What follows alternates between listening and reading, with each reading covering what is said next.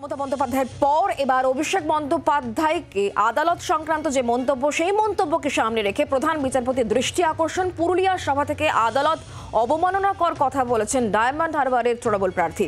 অভিষেক বন্দ্যোপাধ্যায়ের বিরুদ্ধে স্বতঃপ্রণোদিত মামলা গ্রহণ করার আবেদন জানিয়েছেন আইনজীবী কৌস্তব বাগচি। আমরা বিষয় নিয়ে আরো কথা বলে জানবো। অর্ণবাংশু নিয়োগী এই মুহূর্তে আমাদের সঙ্গে রয়েছেন, আমাদের প্রতিনিধি টেলিফোন লাইনে। অর্ণবাংশু, আইনজীবী কৌস্তব বাগচির ঠিক কি আবেদন এক্ষেত্রে? দেখো, সেটা হচ্ছে যে মুখ্যমন্ত্রীর যে মন্তব্য, সেই মন্তব্য নিয়ে ইতিমধ্যে অ্যাপ্লিকেশন জমা পড়েছে কলকাতা হাইকোর্টে।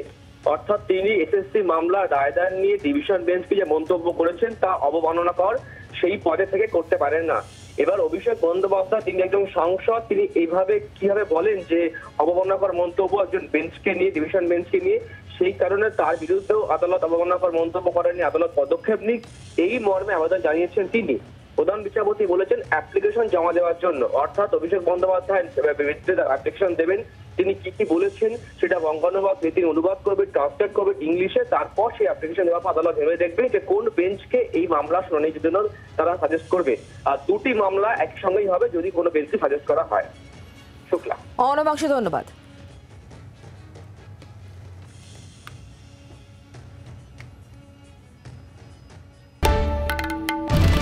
বাংলার আওয়াজ, বাঙালির আবেগ, জি 24 ঘন্টা।